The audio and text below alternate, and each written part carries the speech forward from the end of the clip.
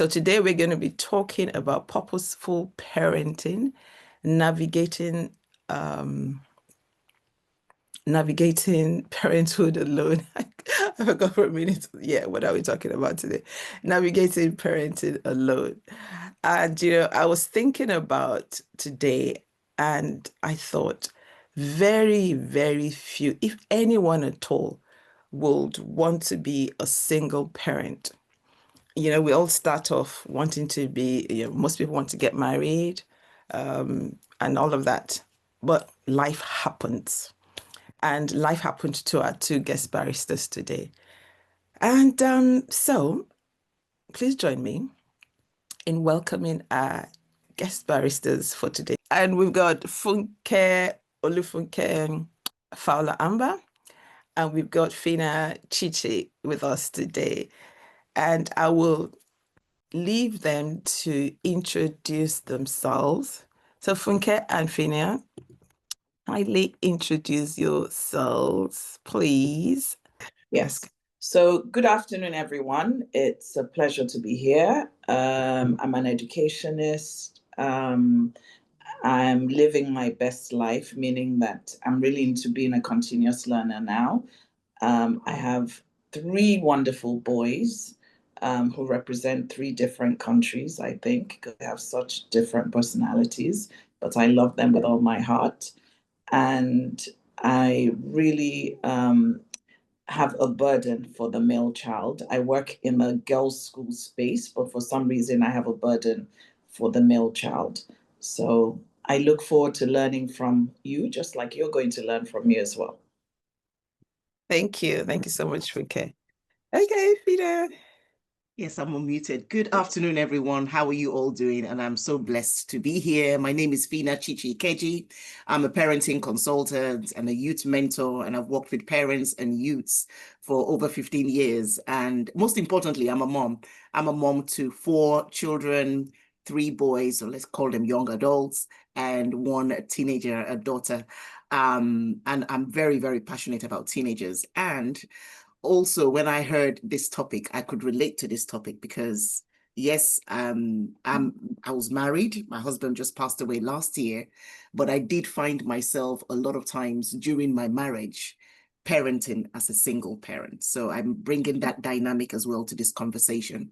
And so I have gone through those seasons of parenting alone, and I know that it's not easy. So I'm also here to have that conversation with all of us, learn from each other, and yes, beautiful being here. Thank you. Thank you so much, Phinnah. And we had a chat earlier on. I had a chat with both of them, and that's when I learned that H at the end of her name is actually a mistake. So please tell everyone again how it is pronounced. It's just pronounced Phinnah, like F-I-N-A, Phinnah, Phinnah. Yeah, Phinnah, Okay. yeah, without Thank you. the Now, you heard Phinnah say she recently became a single parent last year. And Funke, how long have you been a single parent for now? A long time. A long time. Okay. Tell us, what has it been like? Especially, I said at the beginning that no one chooses to become a single parent. What has it been like for you, ladies? Funke, do you want to go first? First of all, I want to say something. Being a single parent is not a label. No. Because many times, because we use the label single parent, you emotionally drain yourself, and that's what you project on your children. So it's very important for you to understand that you're not a single parent, because first of all, the only parent that does not change, and I always tell my children, is God. So I am still work in progress. So once you see your ultimate father and mother as Jesus Christ, then I am not put on a platform of perfection. So being a single parent, I don't ride the journey as I'm a single parent, and I don't give my children the impression that, quote unquote, that they're in a single parent platform, because I have always brought them up with a village. And kudos to, I have a lot of my village members on the call. They're supportive in everything that I do. So they've been raised through a village, because you have to understand that if not, you'll be emotionally drained. And when you're emotionally drained, there's no self-care. You project that on the people that are in your care. So I'm very realistic about being a single parent. I tell my children I also have mental health moments as well.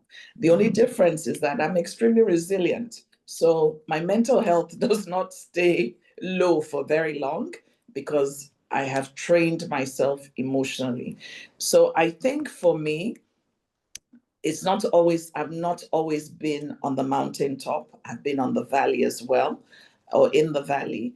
And one thing that that I say to people is that the journey has been very beneficial, because sometimes my children may have to parent me. And what do I mean by that? They may be the voice of encouragement that I need when I'm feeling low. So I think that we have projected a very symbolic relationship where we feed from each other.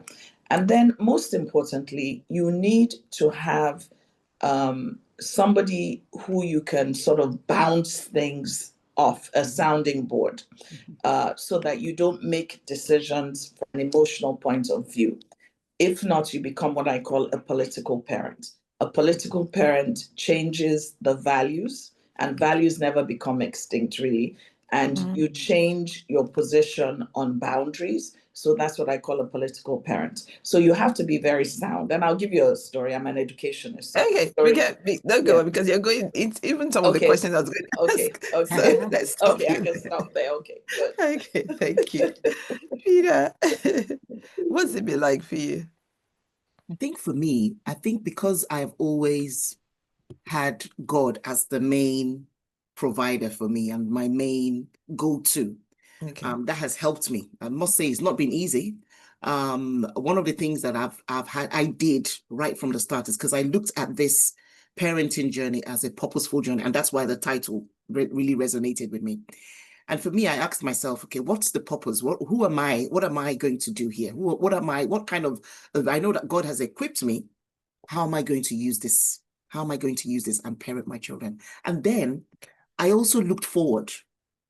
Is she frozen? Oh. No, she's not. It was frozen. Oh, really? Okay, okay, go on. That's fine. So for me, I asked myself, what kind of adults are we raising? Okay. And I started from that point to then bring them in, so that whenever I'm talking to them like the adults that I know that they're going to be. And so with that brought a lot of respect. With that brought a lot of relationship building. With that brought a lot of collaboration. Right. And that's what helped to kind of calm the aloneness or the journey. Because a lot of things were educational decisions were all on me, taking them to practice, all that kind of stuff. Right. But knowing that I saw the future, and I was parenting with that lens on, it really helped to reduce the burden. That's what I would say to that. Great, thank you so much. It's interesting, when Phinnah and I were talking yesterday, we said, although this conversation is about navigating parenthood alone, there are people who are married but are still parenting alone. And that's the truth, because I mean, they different reasons for that. Okay, so tell me, what's one, if you look back, what has been the single most important lesson you've learned about parenting on your own? Anyone can. I think for me, mine is that and I think Olufunke, you said that as well. I've always had the fact that the thought that God is with me on this journey. So it's me and God. And so even when I'm having to deal with a scenario or a situation with my children, they can even be, and they laugh at me at this, because sometimes they could be talking and I'm smiling and I'm saying, thank you, Lord. Thank you, Jesus. Lord, give me the wisdom of what to say here. You know, I'll be talking within me, of giving me the wisdom to know what to say next or how to deal with this situation. So I think for me, parenting alone or parenting on my own has always been a different thing because I've been parenting with God. You've been parenting with God. And that's better, sometimes better than parenting with someone else, because God knows all and he knows the child that you're trying to parent. Okay, Funke, thank you, Phinnah. Okay, what do you want me to answer? Sorry, the same thing? The same thing, yeah. Like I said, I think I agree. It's parenting with God, and I have an incredible village. Who have been consistent. Even today, they're consistent. I see a lot of them on there. So I have an incredible village, and I understand that parenting varies from environment to environment. And noting that you don't start parenting when a child is a teenager. Especially what I learned early was, as a parent, and I wasn't single at the time, the foundation was extremely important, setting the boundaries, understanding what our family vision was, understanding what our boundaries were, and explaining why we had those boundaries. So I think that was key. And most importantly, bringing them to God at an early age, joining a church so they knew that whether you were tired or not, you went to church on Sunday. Yeah. Great. Okay. Thank you, Funke. Now let's go back to what you said at the beginning, Funke, about this shame and stigma, that is sometimes attached to single parenthood. How did that come about?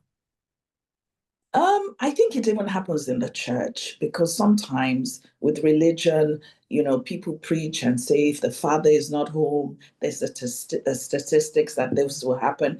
And I knew from day one, whether I was single or not, that there was an identity crisis. I have boys, and there's usually an identity crisis with boys. Yes. And so I made sure they knew who they were. And I remember one of my children, he must have been maybe about 8 or so. And it was Father's Day, and they decided to just pick maybe 4 or 5 fathers, and he's quite verbal. And he went up to the pastor's wife and he said, I think that's wrong, because how do you know that this person is a good father? Wow. And then that's when I knew that they knew who they were. So there's a question that from day one, whether I was single or not single, they had to always ask themselves a question: who am I? So even in their sleep, if you ask them, what's the question you ask yourself? They know that. Who am I? So I think at an early age, and it was even worse. I wouldn't say it was rosy.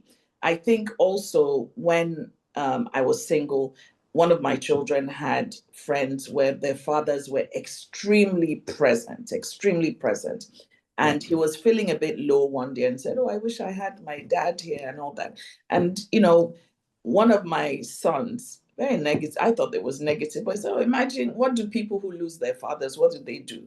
So I said, no, that's not the point you come from. But I said to him, I said, your only father is God, because I will disappoint you. There'll be some things I do it unintentionally that may disappoint you. So as long as you know who you are, and your main aim is to be a better individual than whoever fathered you. So I think the identity crisis is, whether you're single or whether there's a partner there, many people have what I call identity crisis. And when you have an identity crisis, you're not content. So you go to somebody's house and you see their setup, you want their setup because you're not content. So it's important that we make sure that our children know who they are. That is such an important point, Funke. Knowing who they are, identity crisis.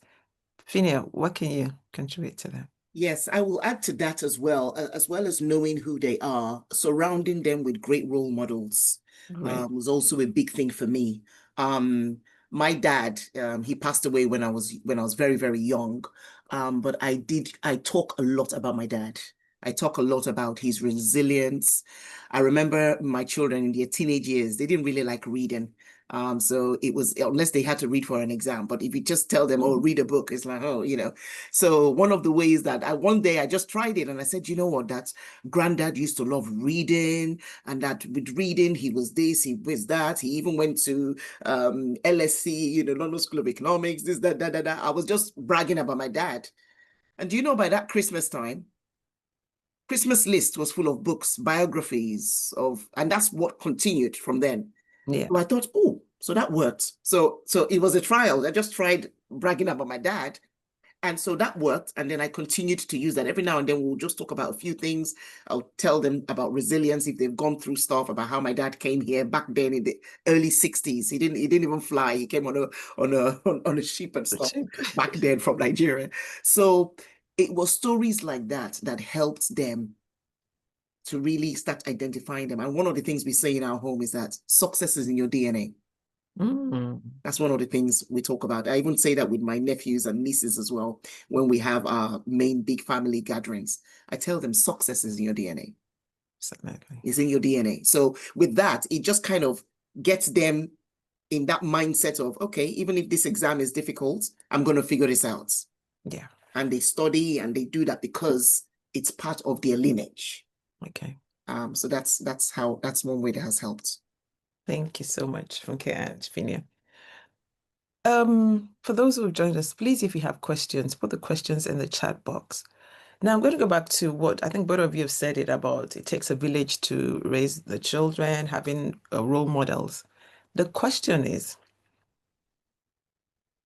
a lot of times people don't want to ask for help because they feel, oh, people think I'm a failure, or this shame thing again, or labels that have been put on. How can single parents go about seeking for help?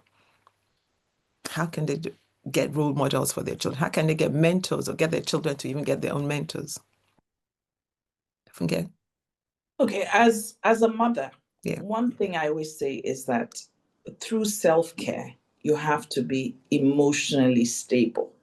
Because when you're not emotionally stable, it comes with a lot of insecurities. I'm coming from a different environment. I live in Nigeria where there's a lot of laboring, and then a place like the UK, there's a lot of support. Understand that. Okay, anyway, I'll ask Phinnah when you finish. Yes. Understand that people are also going through things. We just mask things. So the main thing, I mean, in my own case, for instance, I also I used to vet the parents of my children's friends. It's very, very important. Yeah. In fact, I have a friend on here, Alero, and her son is very close to my son now. So, you know, you find that, you know, when you have same values, you sort of, it's important because you don't want them going to other people's homes and then they see what you don't have at your home and then they crave it. So I think I'll end by saying this because I like to talk a lot, so I don't want to go overboard, is that as a single parent, you need to be intentional and work on self-actualization. When you work on self-actualization, which many of us as women don't reach that road because we're so concerned about other people, what other people think, understand that everybody is going through a journey. Yeah. There is no perfection. Even people in homes where the fathers are present, there's something we say in my language that nobody knows how to do it. No. It's only God. It's only the grace of God. So understand that there is no perfect child. There is no perfect journey. And, you know, what you may look at from a different angle, maybe look through a holistic angle. I mean, I want to say this quickly. I have a child, for instance, who was struggling at a school. It wasn't a school he should have gone to in the Netherlands. He went to do IB. He wasn't meant to do IB. And he called me once and he said, I can't do this anymore. I need to give up. I need to give up. And as a mother, being emotional, what I'm thinking of is mental health. If he goes to kill himself, how would I feel? You know, and I said, okay, you know, you can come back to Nigeria. So that go-to person, I called that person and I said, this is going on. He said, it doesn't matter if he fails. He only has 2 more months to finish. Now, this particular son just graduated last month. If I had been emotional and not reached out for help, his future would not have ended up the way it did. He even ended up getting 2 prizes at graduation. So it is important to understand that you're not going through a journey alone. Everybody, every door has a story. We just have masks that we wear, so you don't see the intensity of what people are going through, whether single or in a 2-home family. Yeah. Thank you so much. Thanks, Funke. Phinnah. I think also for me, it's been the community. I mean, I have my sisters, I have my cousins, and also their husbands. You know, I have them all around, and because relationship is really important. I think that's where I'm coming from. Relationship is so important, and it's so important for our children to see us the way we relate to other people and relating to people who share our values, so that we're talking the same things. I come back home and I'm saying, oh my God, I just spoke to Auntie and Auntie said this. Oh, I'm so inspired. You know, you just be dropping in seeds like that. And also when I even talk to fellow young adults, because I've been a mentor to young people for many years, many of the teenagers I mentored over 15 years ago are now young adults or even adults. And so I talk to them, my children know them. And then when I even see stuff on Instagram that they're sharing, I forward to my kids. So a few times you see my kids, I see that my kid has liked a post that one of those role models have posted. So again, indirectly just sharing with them so that they can then learn, because they're teenagers, young adults now. It's going to be up to them now to learn things, and it's the power of letting go as well that helps. And maybe some point at this interview we'll talk on this conversation, we'll talk about that. But for me, it was a lot to do with the relationship with other people in the community. And also, you know, that thing about shame. I tell you something, I'm very big on learning the different generations. And we grew up in an era of survival. Everybody, it was about survival. As long as my parents had given me a roof over my shoulder, paid my school fees, it was about survival. This generation is not about survival, because we've done the survival bits. It's not about survival with this generation. So with this generation, the connection to them, the relationship with them is very, very vital. That's their reasoning of love. You know, sometimes I hear a lot of parents tell me, oh, after all I've done for them, after all I bought, after all, this generation is not about all that you bought for them. It's about the connection. Did you hear them? Did you listen? Did they feel seen? That's what it's about. And once you can get that, and your children will be on your side, whether you're a single parent or a parenting together. Once a child can feel seen by you, and feel heard, that their opinions, you hear them, even you don't have to accept all their opinions, but you hear them, their voices are valid in your homes. Okay, Phinnah, give us practical things that parents can do to validate their children's feelings, to validate the emotions and all of that. What are the practical things we as parents can do? And this is whether you're a single parent or even, So one of the primary examples I have, and I have a lot of teenagers that say this, where a lot of teenagers have friendship struggles in their schools, a lot of them. And so a lot of times when they come to parents to say, oh, my friend did this, or my friend did not invite me to sit down with them in the dining, a lot of parents will just say, yeah, go find another friend. That's very invalidating. So I hear you. Tell me more. How did it make you feel? Get them first, so that because that validation gets them to know that you've heard them. And that's the language of this generation. Once they know that you've heard them, then you can then empower them that, okay, I know this friend has done this to you. Do you know what? Don't worry. Do you know that your other friend that you told me about the other day, where was she or her? Go and talk to her. So you give them like a leeway. But that first thing you say is so vital. And for us as Christians as well, sometimes we can use Bible verses and make it very invalidating. Do you see what I mean? You just say, oh, maybe a child says, you know, Mom, I think I'm struggling with mental health. You say, God forbid, you are the head and not the tail. This is that you just fire them with Bible verses immediately. But that's invalidating. Hear them first. Tell me more. How do you feel? What are some thoughts that are going through? The Bible verse will still come along the line, but it's not the first. Yeah. Because they won't understand it. They will feel that you didn't even hear them. And because their language is about hearing them, we've got to validate them first with those examples. Even just the word, I hear you, tell me more. Oh, wow. I see how that could make you feel. Those are validations that you give them before you then go into the solution part, if it needs solutions, or suggestions, if it needs suggestions. Wow. Thank you. Thank you. Funke, do you want to add to that?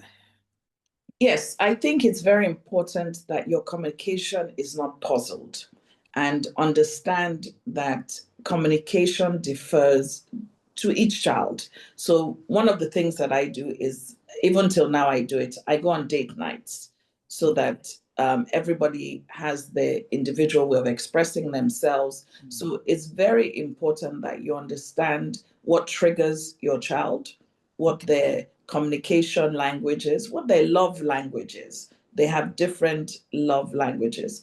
And we, especially as minorities, whether you live in Nigeria or you live in the UK, you sort of do a one socks fits all for every child. And we tend not to concentrate on that child who's the go-lucky, doesn't have any issues. We have to understand that each child, especially in this space is a very uncomfortable space to grow up in, because when I say this space, as a teenager, even a young adult, because we have a third parent that's struggling with us, and that's the internet.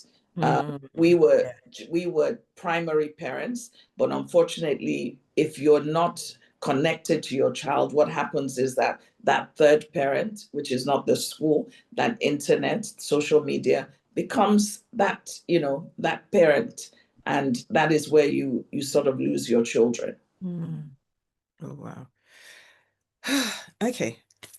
Do you guys ever feel guilt? And what I mean by that is, do you sometimes feel, if I had not made this decision, then maybe I wouldn't be in this situation, and maybe that's affecting the child? Do you ever have feelings of guilt at all? I have, in the past, I have felt, with the situation that was in my marriage, I had felt guilty. I even, at one point, I was so down, I actually apologized to my children. Oh. Yeah, I actually apologized to them. And what was their response? Oh, they said, no, Mom. They said, no, Mom, don't do that, don't do that. But I was in a teary state. I just thought about, and because of my own relationship with my dad, I really wanted my children to have a great relationship with their dad. It was something that was very subconscious in my being. I love when I see dads, even just seeing dads taking their kids to school. I'm always smiling, like, oh, wow, that kind of stuff. So I really love that, because I think that I missed that as a child. Right. And so I apologized. So there was one period something happened, and I just told them, guys, I'm sorry. Because one of them had asked me, because I think with my children, very strong-willed kids, one of them had asked me, said, so Mom, what was it when you met Dad? And then I was like, it was great. It was, I was just trying to, make it work. But, a lot of, I did feel guilty at that point. But I think their reassurances to me helped me in that situation. And it helped me think, you know what? And the version of me when I got married is not the version of me today. I've learned, I've grown.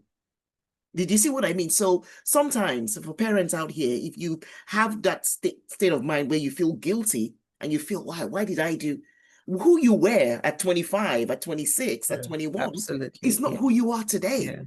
And so that's something that I've used to encourage myself, that no matter the mistakes I made in the past, no matter the choices I made in the past, today is a new day. God hasn't given up on me. So why should I give up on myself? And so that's the way to deal with that guilt. But yes, I can relate to that guilt sometimes. Yeah, back then, it was once or twice that happened. Thank you so much for sharing that. Thank you. Funke? Can you relate to that? I think I have a different perspective in the sense that I didn't feel guilty because I was very open with my children from an early age. Okay. I made it clear that I may not be here. Okay. So they were sort of prepared. And I think for those who feel guilt, one of the things that I did was I acknowledged my emotion without judgment, because the environment makes you feel guilty. You know, that's what triggers guilt. So I was able to challenge the guilt triggers. Okay. And how was I able to do that? When people meet my children, they seem like their own children. So there was nothing deficient in that. And then also, I spent a lot of time on self-care. So there was no time. I was on a road of being intentional. So I don't have time to be guilty. And I also made my children understand that it takes two to tango. So I am not the angel. No, I'm not the angel, and I'm not projecting as though I'm the angel. Things happened and it just did not work out. And life happens that way. And one of the things that I tell them is that when you're choosing a mate, you have to be very intentional. You should not date anybody 15 meters from your values, not from your residence. So your views, so that, you know, when you change, and don't date someone 15 minutes away from your values. Yes, meters. Oh, So, meters, sorry. so I think I didn't have time to be guilty because I didn't portray myself. And I'm not saying what Phinnah said as portraying herself as, you know, I'm just saying personally, is that I took responsibility too. So, because maybe I didn't make the right choice. So I also took responsibility and said, you know, it's not 100%, you understand? And another reason I did not feel guilty, I'll end with this, is that a lot of women would not agree with me on that. A lot of our boys are the way they are because we overcompensate them from this guilt. So when you're feeling guilty, what you try and do is that you don't have boundaries and you feel you're overcompensating to make a point. So I made sure that I don't care if I'm single in this, what goes, goes. So that's, you know, that's the way I looked at it. And another thing is that part of having this village, I didn't allow myself to feel guilty because I made sure that the village, I gave them the right to tell my children off. So I have a friend on the line now, Yinka. I remember once we went to 𝗂𝗃𝗃𝗃𝗃, and she told my son off, almost slapped him for being rude, you know, and I took my eyes off. So that's part of not feeling guilty too. You make sure that your village takes control as well. And that's another thing, though. I think sometimes as parents, even in a two-parent home, sometimes people just don't like their kids being disciplined by other people or being told off. And it's like, no, this, I was actually sharing this with someone yesterday where when my kids were, my daughter was in secondary school, and then they used to monitor their email.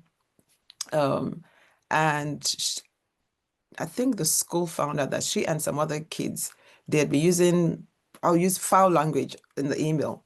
So they called me and told me about it. And I went into her email and found out, yes, she's having these conversations with a lot of the other children in church.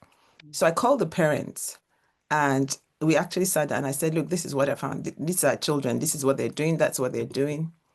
And every single one of them denied. They said, no, it can't be my child. Definitely not. So I said, okay, fine. One later on called me and said, oh, thank you for being so vulnerable and telling us that this is what Timmy had done. I said, but you didn't even say anything when we were there, when we were having this conversation. You know, and that left me today. After that, if I found out anything, I didn't say anything to them because as far as they were concerned, their kids were angels. My daughter was the one that was not. So I think we as parents, we sometimes are guilty of that, where I guess we know who our children are, what they are, but we just, I don't know. Is it again this thing about people not wanting to know that your kids are being, I don't know, they get into trouble. They're not as perfect as we would want them to be. Perhaps that's it. Yeah. They've also, what a lot of parents have done is attach their identity to their children. So when their children misbehave or do anything, then they're kind of in denial because they feel that that child's misbehavior is a reflection on their identity. And so there's a lot of denial, and that the problem with that denial is that it prevents them from doing the right thing. Yeah. It prevents them from doing the correct thing for their children. It prevents their relationship. Children are going to misbehave one way or the other. It's us that's where we come in to correct them. Yeah. But, you know, and for me as well, my sisters, my village can tell my children, oh, but what nobody can do is insult my children. Well, there's they come from an insulting, we Mm. come from an insulting culture. Every time you are this, you're that. You don't, because I won't allow anybody to insult me. Yeah. So nobody should insult my children too, because I'm about speaking life to my children. Yeah. You're going to speak life to my children as you tell them off differently. But if you're going to insult them, then I'm not going to allow that to happen, because they're going to, they need life spoken words into their lives, whether they've done something wrong or not. I like that. There's a difference between correcting and insulting. And insulting, yeah. Yeah. Totally. Funke, did you want to say something? Yes, I wanted to say that a lot of times it's what I call emotional defensiveness. You know, you feel that when your child does something wrong, you have failed. And it's very important that people understand that children go through different seasons, even the best of our children. Yeah. So you have to understand, and it's very important for you to listen to what people say about your children, because children have different faces. I work in the school system. Many children have a different face at school, at home, at church. So it's important that you listen, because, you know, for many parents, it catches them off guard. They become uncomfortable when you're correcting, just like you said, the speaker said, you know, you feel that you have failed. You have not failed. Children just go through different seasons. Yeah. So rather than being protective, it's a protective instinct as a parent where you're defensive. It's important for you to listen and understand that, you know, children go, and that's why they're children. Even it's in science, emotionally, there's part of your brain that does not fuse till you're 26 or 27. So that's telling you that you're still parenting. So you still have to go through corrections. Yeah. Thank you so much, Phinnah and Funke. Thank you. I was saying I think it was Phinnah when we had a chat, I was saying that some parents think that their kids tell them everything. And I've heard people say, oh, she tells me everything, we're so close, you know. But I don't agree. I think as much as your kids love you, and it doesn't mean that they don't love you if they don't tell you things, but there's some things they will not tell you because they want to protect you. So what do you do in such a case where your kids won't tell you stuff? I guess it goes back to having mentors or role models that they can speak to, right? Yeah, equipping them with the right village. Our children won't tell us everything, even if you're as close as them as anything. Because did we tell our parents everything? No, we didn't. So they're not. And if we're okay with it, honestly, it's very freeing. Because you know that you've equipped them with people that they can talk to. Yeah. I think I told you a story of how one of my sons, he lost a friend. His friend died a few years ago. And I knew that the friend died. So I talked to him about it and just kind of left it. But I didn't know the amount of grieving that he went through with that about his friend's death. I didn't know that. He didn't share that with me. It was a couple of years later, we were just driving to church and me and him were just talking. And he was just sharing how he battled a lot with mental health in that season. So I was like, wow, I didn't know that. But this was not the time for me to start feeling, oh, why did he not tell me? Why didn't he tell me? So I said, oh, wow. I'm so sorry that you went through that on your own.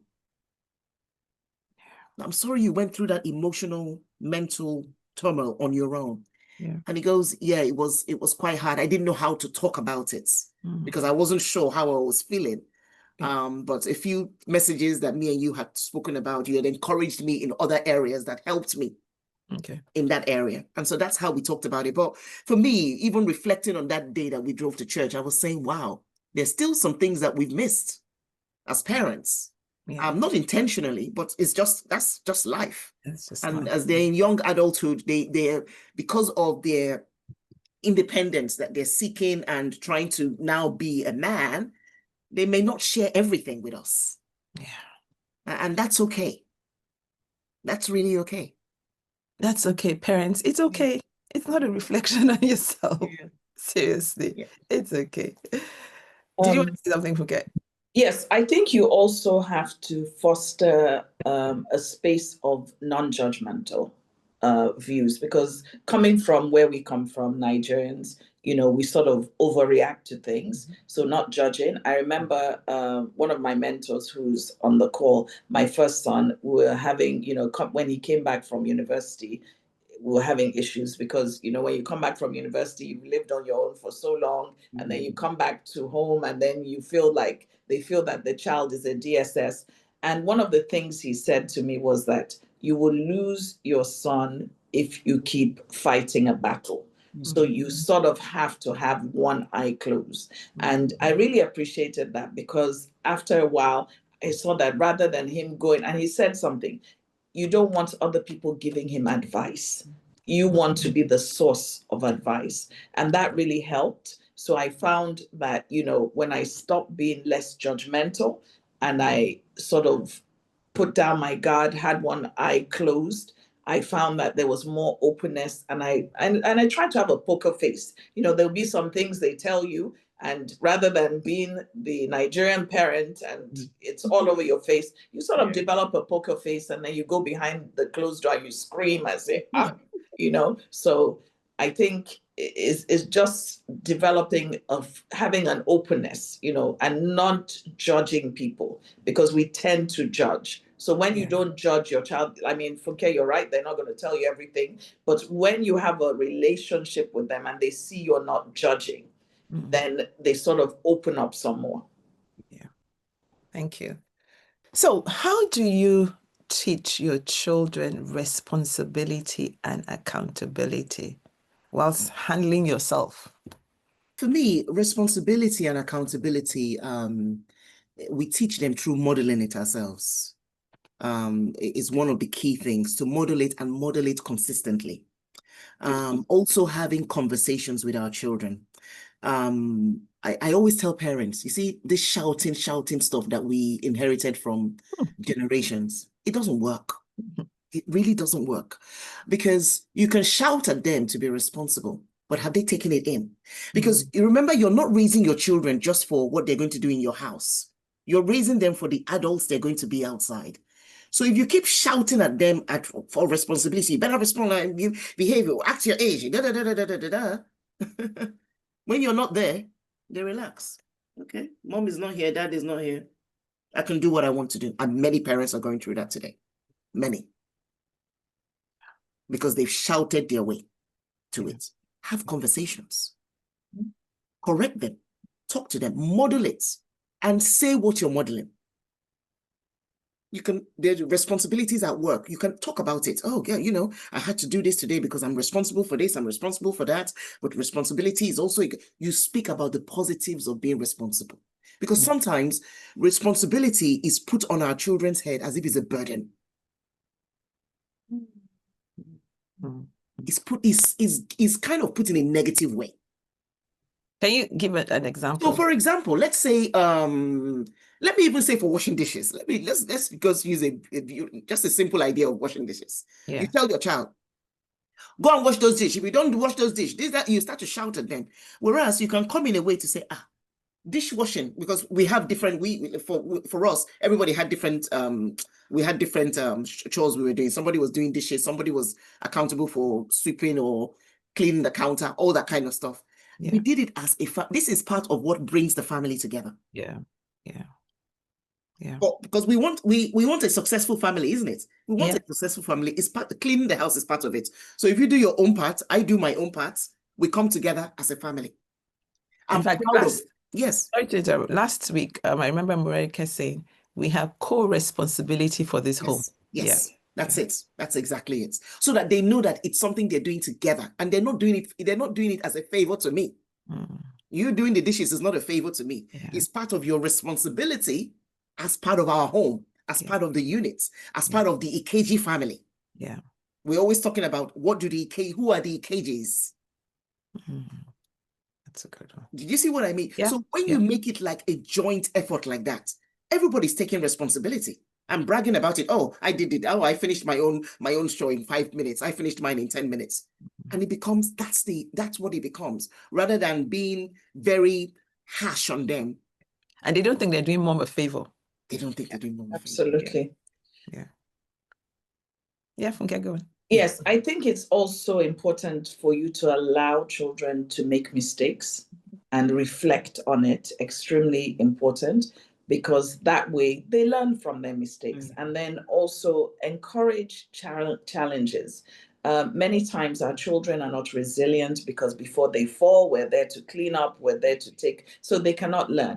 And also stressing to them that a mistake is not a mistake if you don't learn from it. So I think those things are important. And I think also incorporating values at an early age. Many of us do not understand, especially sometimes you live in this environment, and because the environment sort of overtakes your culture by going outside your boundaries, it is very possible if you start early, the children understand values, because values never become extinct. Okay, So please talk about some of the values we should be teaching our children from an early. Talk about some of the values.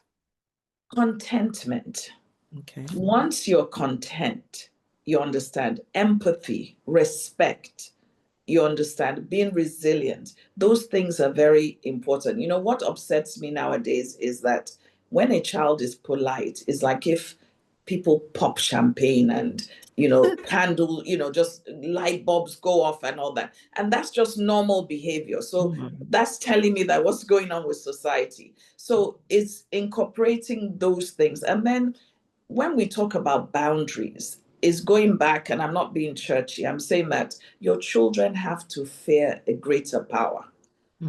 They have to fear a greater power, even bigger than you. So those values, you know, just simple things like the 10 commandments, they know they're not supposed to steal, they know they're not supposed to, you know, they need to understand boundaries. You know, it's almost like a robot. You know, when you're going outside your boundary, a light bulb, oh no, I'm not supposed to be here. So those are the kinds of things. And you see, many times, a lot of us feel that what we did not have, we have to compensate for. We turned out okay. There's no compensating. Or some people feel that the more Caucasian a value is, then, you know, the stronger it is. You know, it's our culture. I'm not saying that we should scream at our children, because everything is age and time appropriate. So, or we should curse our children, but we should understand that it's that culture that sets boundaries. It's that culture that lets us understand that we respect our elders. It's that culture that makes us understand that the law of karma is real. So I think those things are very important. Very, very important. Thank you. Can I just add something to that in terms of respect, especially because I work with a lot of young people, and respect, our culture, we're very big on respect, and respect is very, very vital. Even just for young people, still, they need that respect even throughout life. Even if they're working and they own a company, they still need to learn that respect. But I also want to also let us know that respect is also a two-way street. Absolutely. You know, we heard respect your elders, but we never saw elders respecting children. It doesn't even sound, even as I said it now, it didn't even sound normal, but it's a two-way street. When we model respect, and when we say model respect, it doesn't mean that we let children walk over us. No, we are still the parents. We are still the ones who are in charge. You know what I mean? But there's a respectful kind of conversation, communication you have with your children, that they hear you. That when they go out and they want to make one decision or the other, your voice is a voice of reasoning in their brains, because you're respectful towards them.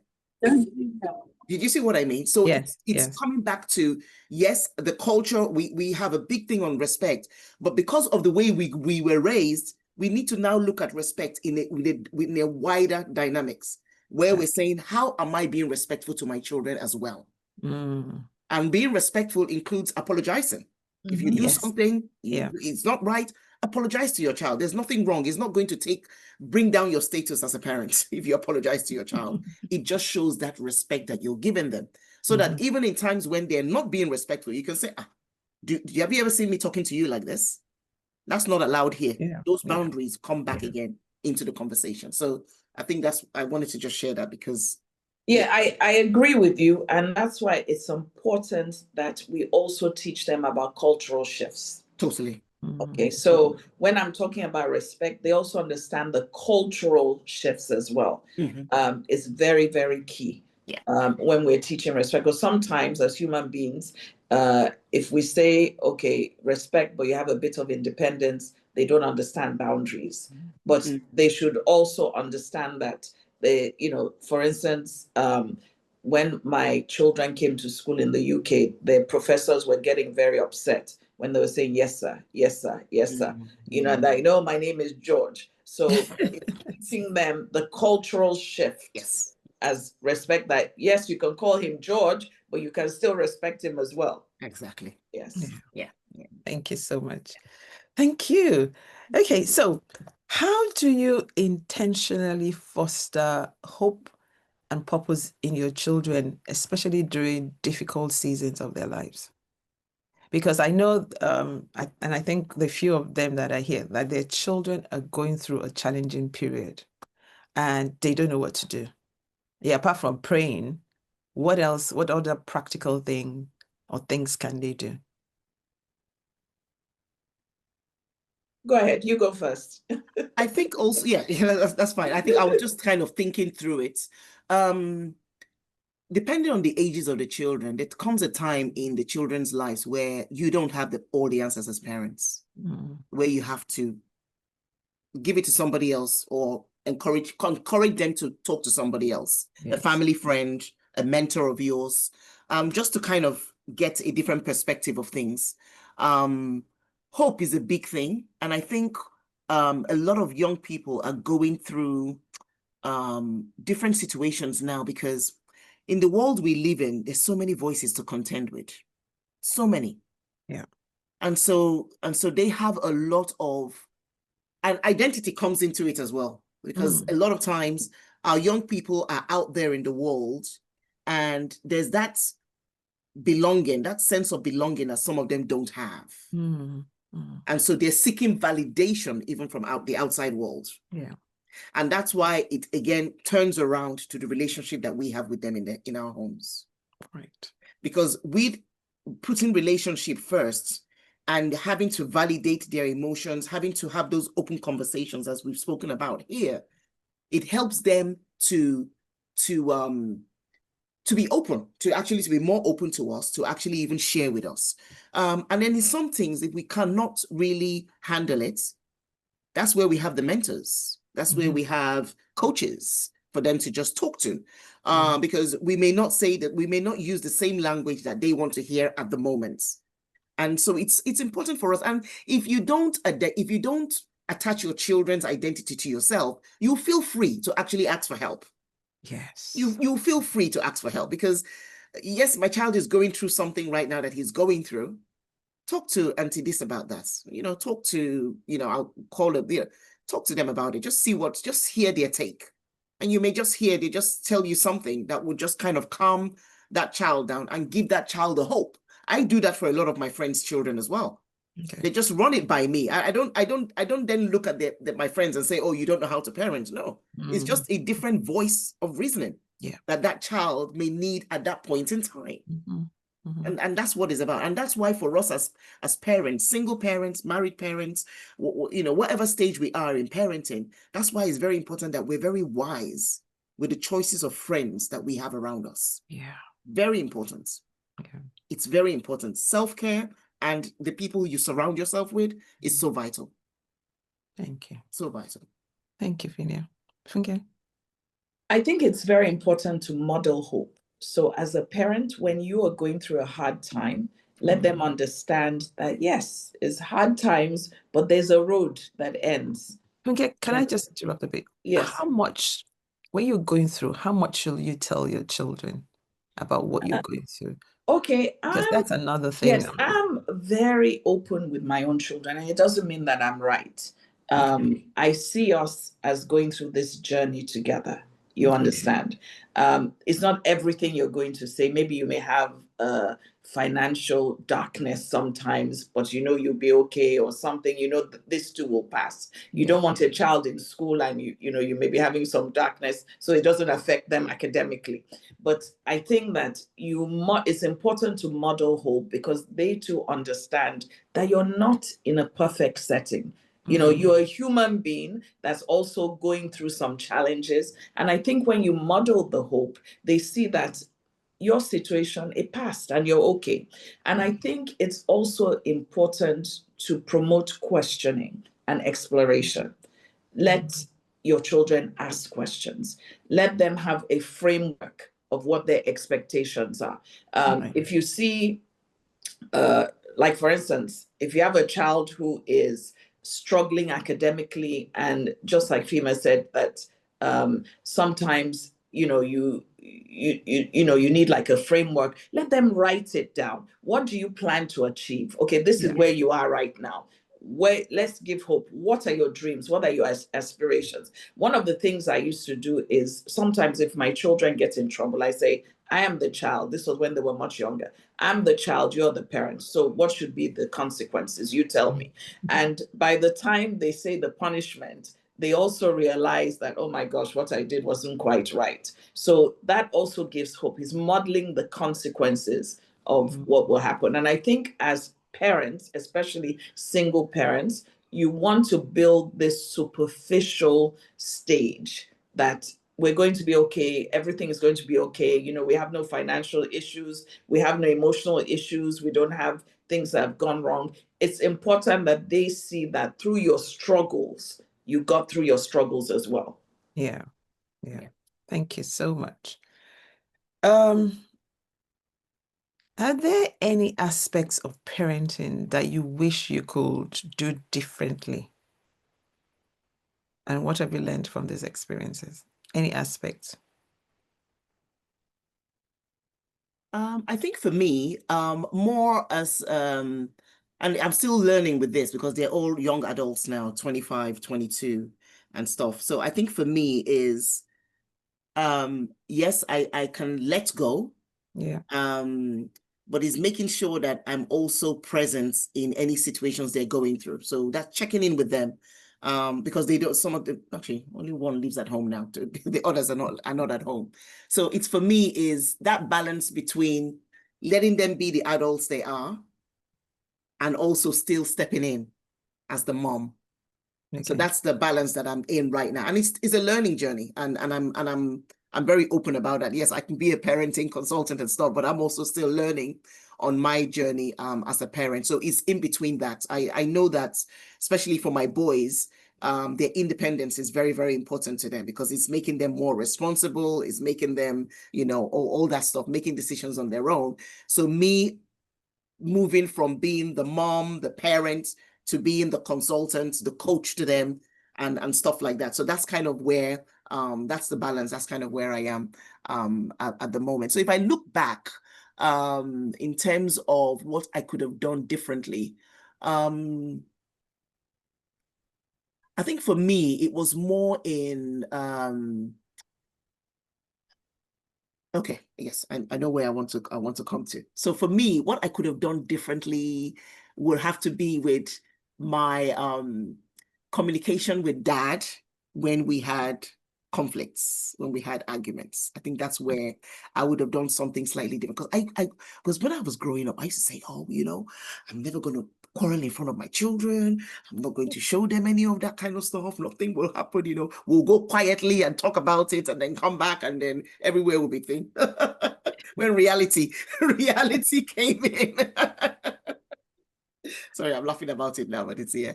But in reality, some of those times I couldn't keep quiet. So we then talked, and then some of those things my children had then told me about later on. And one of my sons said, Mom, because I asked my son this question you just asked now, I asked my kids that kind of regularly. And one of my sons told me, Mom, back then, sometimes I wish that you didn't speak back. That sometimes when Dad would say something, I wish that you just didn't say anything. But I'm like, in my mind, I'm like, if you know how many times I've kept quiet, and now I need to talk. But yeah, those would be the times that I wish that I didn't. Okay. Just reflecting back, yeah, and I'm being vulnerable here. Sorry so much. Thank you. No, thank you so much. Really appreciate that, Phinnah. Thank you. Thank you. Funke. For me, I don't know about what I should have done differently. I'll be very honest, because we were on a very fast track. But what I am struggling with now is that I have to let go. This is going to be the next question, but let's go into the letting go. I have to let go. They're now young adults, and my mentor is on the call right now, and he was saying, you have to live your own life now, so it's letting go, learning that I can't be in control like I was. I have to let them make their own decisions. They're now young adults. Sort of close my eyes and look, sort of engage myself. I have to be a bit more selfish with myself now, because everything was focused on them. It doesn't mean that I wouldn't be part of their life, I wouldn't love them more, but just letting go. I think those are the things I have to start learning to do, because we're living in different countries. So I'm not there 24 hours. So this issue of, let me see your face, or turn on your Zoom, where are you? Show me. So I think for me is sort of letting go and letting them be. So letting them grow. Let them go, let them be. Just commit them into God's hands. Yes. Absolutely. Yeah. Absolutely. Yes. Phinnah, you were going to speak into this letting go. That was one thing you said you wanted to talk about. Yes, that letting go part is a big part for all of us. It's a big part for all of us, because we've parented them up to this stage. And so it requires us learning a different skill now. It's a whole different skill. It's not, and it's not automatic. This is not, letting go is not an automatic process. It's not like, oh, they've turned 25, so now we just automatically let them go. It's very intentional. We have to, every language, every word we're talking with them, every conversation we have with them, we have to, it has to be something that is so intentional. And because it's a learning journey, and I love that it's a learning journey, because as what we've said here, the three of us have said here, parenting, there's no perfect parents. And as they get older, even they as well are evolving. And so as they're evolving, they're changing. We're beginning to see what they like, what they don't like, compared to when they were younger, because they've grown, they've gone into different environments, and they're a different set of people. So letting go is so vital. And you know what letting go does to them? Letting go even makes them more responsible. Letting go makes them more responsible. Because they're not then holding on to, oh, what will mom say? What would dad say? They're not doing that. They're, okay, I've been given this opportunity now. They trust my words. They trust the decisions I'm going to make.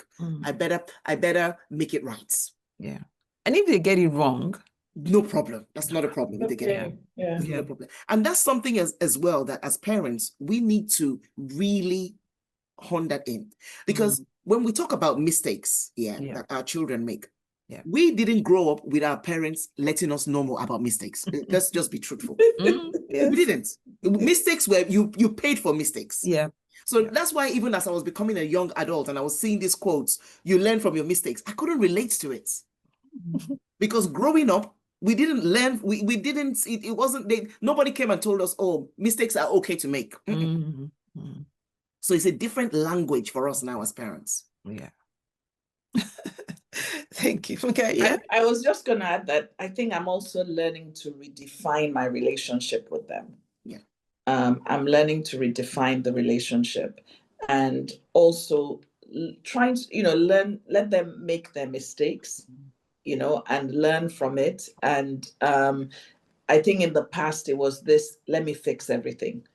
So that urge to constantly fix, you have to resist that. And I think for parents who have children in our age group in their 20s, is also, we need to invest in our own life as well, our identity, because our identity was always our children. Yes. So what does that mean? It doesn't mean that you start going clubbing all of a sudden. And you know, That's not what I'm saying. But yes. I'm sorry to interrupt. I guess also as a single parent, your identity is so tied to your child because there's no other person. Yeah. Yes, absolutely. So your identity is building on yourself. It's not going clubbing, going on dates. No, no, no. Your identity is being a continuous learner, developing yourself, getting on that road of self-actualization. You know, because there are a lot of things that you sacrificed along the way. If it means going back to school, go back to school. You know, just things that will build you. Enjoy. You know, I have a friend whose son said to her, I said, Mom, you only have about 20 summers left, so enjoy yourself. So, it's a matter of just letting go. You know, we're not the fixer. You know, we're not the one that, you know, one of my sons had a pet name for me. He calls me Funke Money. He said, because I always fix everything, you know, when, you know, so we need to get away from that. You know, it's a matter of, you can't be that fixer anymore. You just have to make sure, let them go, redefine the relationship, start being their friends, because your grandkids are going to come soon.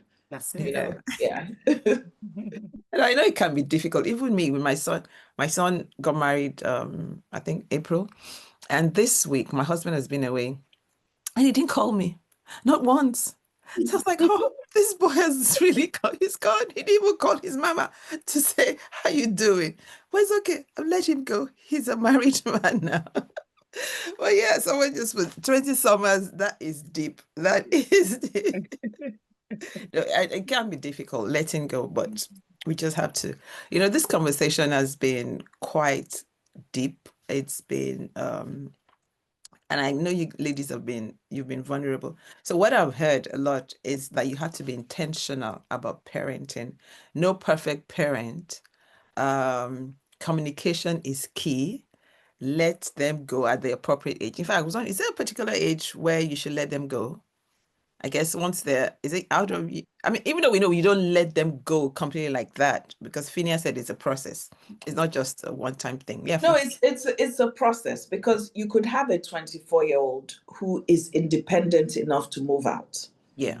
And you could have a 30-year-old who it's not time yet. Now, it doesn't mean your baby's sitting him in the house. It's just not time for him to leave yet. Yeah. So you're letting. If you have a 30-year-old or maybe even 24-year-old that's working, that's living with you, I would ask both of you, would you ask them to contribute towards the upkeep of the house? I need to ask this question. So in my own case, I didn't need to ask, they wanted to. Great. Okay. So, and again, it stems from that relationship. They wanted to. So I have one of my sons, he doesn't live with me, but he's the one that pays my car insurance. He wanted to. Oh, he just wanted to. So it wasn't, I didn't demand for it to happen. Yeah. But yeah, and I think it's based on relationship. Yeah. Fantastic. Yeah. And if they need help, I'm still here to help them. Yeah. But I think they just want to know that they're helping mom in one way or the other. Yeah. Yeah. That's good. And it teaches them responsibility. Yeah. That's really good. Okay, sorry, were you saying something? Is she frozen? Sorry? No, I thought you were saying something or wanted to say something. No, I was laughing because this is where culture comes in. You know, in the UK, you say, okay, you pay the bills, but in Nigeria, it's a very hard stand to take when you say you pay the bills. So that's why I was smirking. You know, it's when they get to the UK, you say, okay, you can pay the bills in the UK, but in Nigeria, you know, that's where culture comes. Yeah. So every environment is different. Yeah, every environment is different. Yeah. Okay, as we come to a close, I was actually going to ask one other question before the last question. Dating. If and when you start to think about dating, if you haven't already, oh, she's gone off. Must be internet. I'm sure she'll come back. If and when you want to start thinking about dating, how do you think you're going to handle that with telling your children that you want to start dating again? Oh, that's going to be quite tricky. Because I've not even reached that point yet. No, I mean, you just. I know. So and I think that's why we talk about it, that when you've built relationship with your children over the years, those conversations, they flow. They will, because when the time is right, I will have those conversations with them. I know one of them has already asked me, "Oh, so when are you going to think of?" I'm like, "Oh no, not yet, not yet." But I think it's having the conversations with them and then being respectful. Being respectful about it. Because I know there's something else that we've not spoken about here, where you see in single parenting, we have to be aware that our children, what they've seen growing up is what they know. Okay. Sorry, say that again. What they've seen growing up. So yes. Even that split with the partner, the fact that the father is not around in the picture, or the fact that the mother is not around in the picture, that is a picture to a child. Yeah. Okay. And that is a picture that could be copied in the future. Could be. So that's why our relationship with them is very important, so that we can have conversations around it. Great. Okay.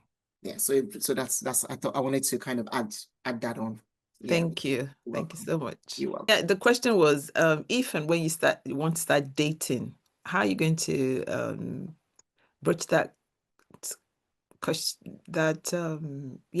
with your children?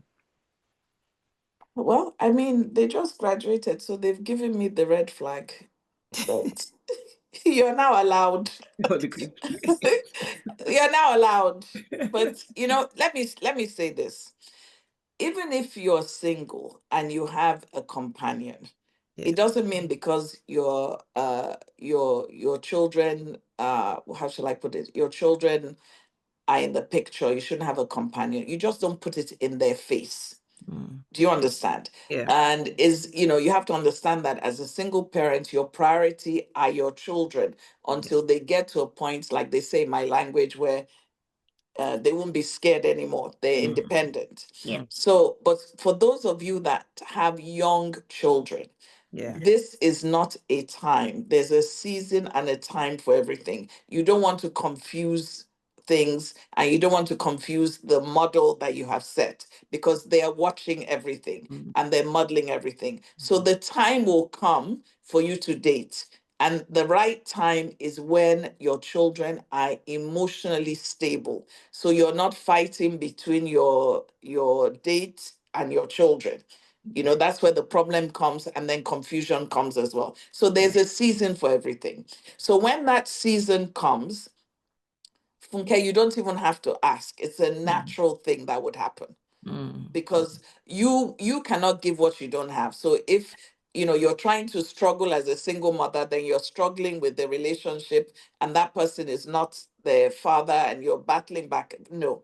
So it's important for you to get to the point where you can give to that individual, so that affliction does not arise again because you're ignoring him. You understand? So it's a season that will come naturally. Okay. When it's time. When it's time. Yes, when it's time. Thank you so much. Right. And before we go, one question. What would you say to someone who's maybe recently become a single parent? What would you say? What advice would you give to them about navigating this journey? A piece of guidance that you can share with them? Yeah, I think for me, I would tell them that parenting alone is not easy. It's hard.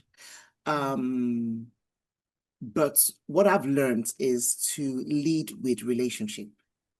Lead with relationship. And when you lead with relationship, what you do with that is that you're creating a safe space where your child can grow, even in the toughest moments and the toughest seasons of their lives.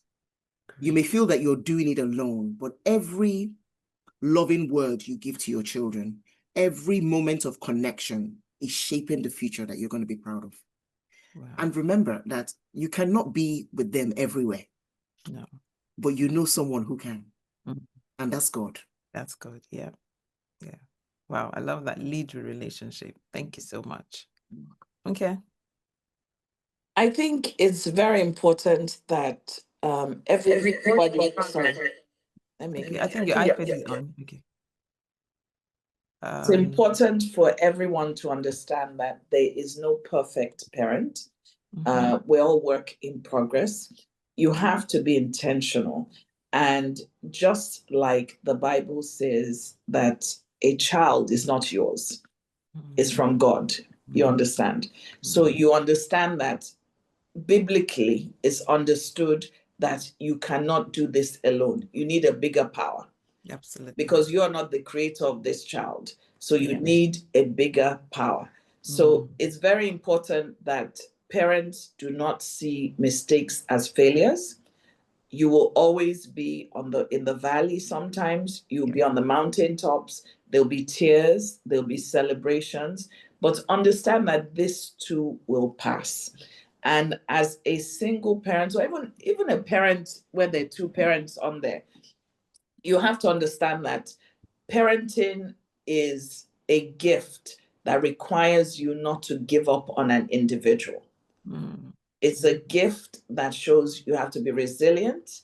It's a gift that has been given to you. So you have to make sure that you treasure the gift and you see it as a treasured gift.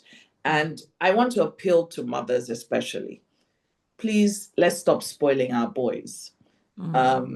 Even where the fathers are present, because of the economic dynamics, the fathers are not always present. And what happens is that we overcompensate the boys. And what that's going to result in is that there's going to be a breakdown of family. So please, mothers, let's be intentional about our boys and understand that they're going to be husbands one day. So we have to make sure that we're intentional with them as well. Absolutely. So it's a beautiful journey. I enjoy motherhood. I enjoy seeing the children grow, and just understand that foundation is key. You can't be parenting at 13 and 14. It's the foundation. However, there's hope. The hope is, I think Phinnah said she wasn't the same person she was when she married. You're going to find that with each child as you develop, you're going to be a different person. So that's why sometimes your children are different. They live in the same home, they're from the same womb, but you're not the same person when you had those children. So they'll be a bit different. So there's always hope. Yes. Yeah. Thank you. I just thought of something else, because a lot of our kids are going to university in the next month or so. What can parents do to help their children to also ensure that they'll make it through? Because some are leaving home for the first time. And for them, it will be a different environment. Mom is not there that's going to be calling them to wake them up. Or was it you, Phinnah, that talked about someone who, I can't remember what it was now. The parents were looking for, the parents were sorting out tutoring lessons. Yes, that's one. That's it. Yeah, so what can we do as parents to ensure that our children make it through uni, especially leaving home for the first time? For a lot of them is leaving home for the first time. I mean, as Funke has said, the foundation is key. And we've got to trust the work that we've done already. We've got to trust what we've put in the relationship already. It's a good thing for them to leave now to go to uni. That's what parenting is about, letting them go because they're growing. There's going to be a stage where they're going to go. So university is one of those first stages where they're going to then go. You see what I mean? We've prepared them so far. We need to let them go without fear, but with reassurance. We trust the work that we've put in. We trust what God is. God is going to be the one that goes ahead with them. And we need to talk to them in such a way that we trust the future, that we trust the decisions they're going to make out there. Great. There's going to be lots of decisions. Sometimes some of them in their universities, they might even be the minority as Christians. We know that. So we talk about those kind of things they're going to do. And sometimes even talk about scenarios. If this happens, what would you do? If that happens, what would you do? Just discuss scenarios. This is not a time to say, don't do this, or don't do that, or if you do this, their parents, they'll just say, look at old generation parents. No, let's have normal conversations with them. And give them the assurance. Just speak life into them as they go. As they go, they're going to be the head and the tail. As they go, God is going to give them wisdom. As they go, that future that we've been talking about since they were kids, they're getting closer and closer to that future. So these are the kind of things they need to hear, so that when they're faced with decisions out there, they can think, they can contemplate, they can reflect.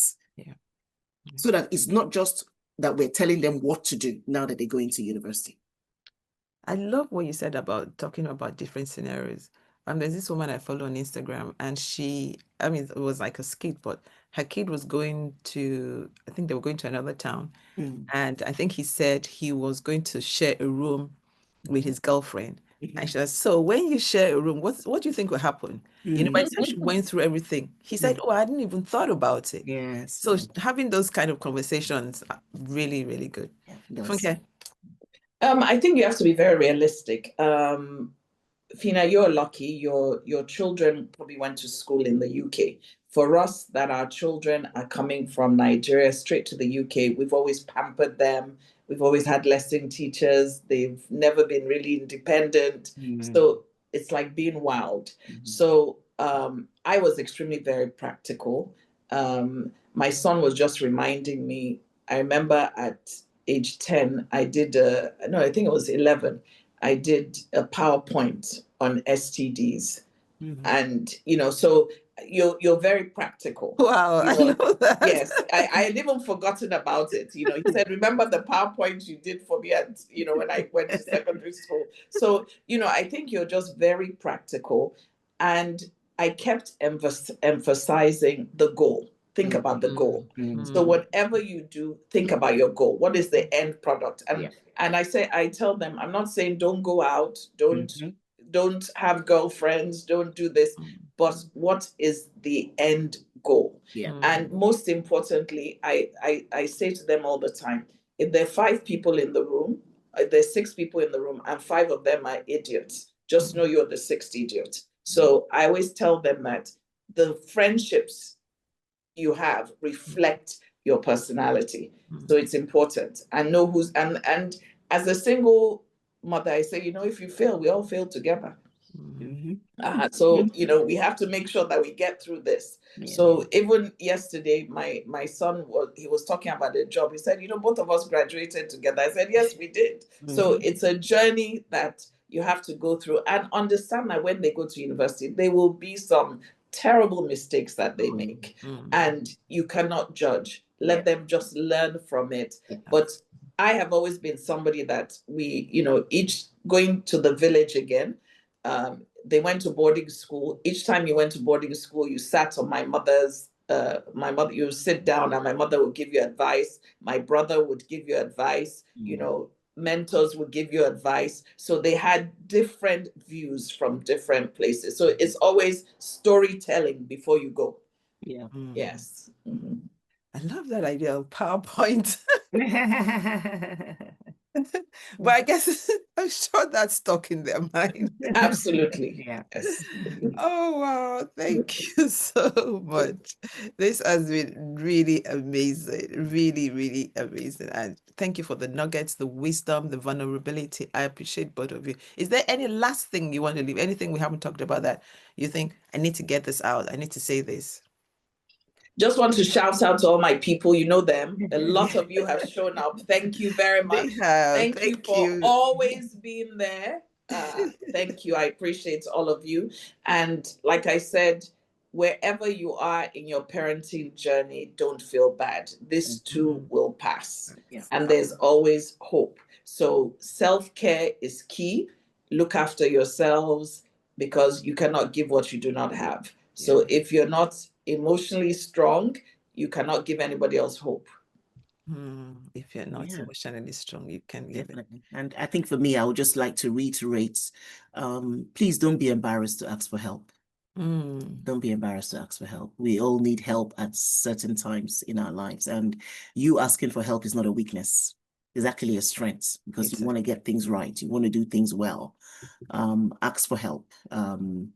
And of course, ask the right people for help, and know that this journey, God has already equipped you fully for this journey. You're the right parent for your children.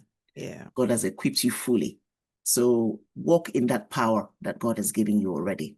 If you have to remind yourself of a verse, remind yourself of a verse, and just keep walking in that power. You've got it in you. And your children, as I say, our children are made for signs and wonders. I believe that with all my heart. Hold on to that belief. And keep walking this, keep going this walk. you've got it, and God's got your back all the way. You got it, and God's got your back. Thank you. Thank you so much, everyone, for joining. Next week is going to be meant to be the last series in this parenting thing, where I'm going to have the young adults and the children come to talk about our parenting skills, and let's see what they have to say. But today I thought about something else. This has to do with our kids going to uni. I'm bringing on someone, so that will be in 2 weeks' time, who has walked this journey with a lot of parents, where, especially boys, they're getting into university and they're getting into trouble. As in, when I say even trouble with the law. And we'll talk about it. I'll explain more next week. But I think every parent, especially if you have a boy, you need to join that session in 2 weeks. He's a lawyer, but he's had to go and defend some kids in court, rather. So we need to talk about our boys, and especially in this country, maybe not in Nigeria, especially in this country, and the harm that can happen to them. You're muted, Funke. It's a global issue. It's a global issue. Okay. It's global. Yes, I agree. Wow. Okay. All right. Thank you so much, and see you next week. Thank you. God bless you. Thanks, everyone. See you next week.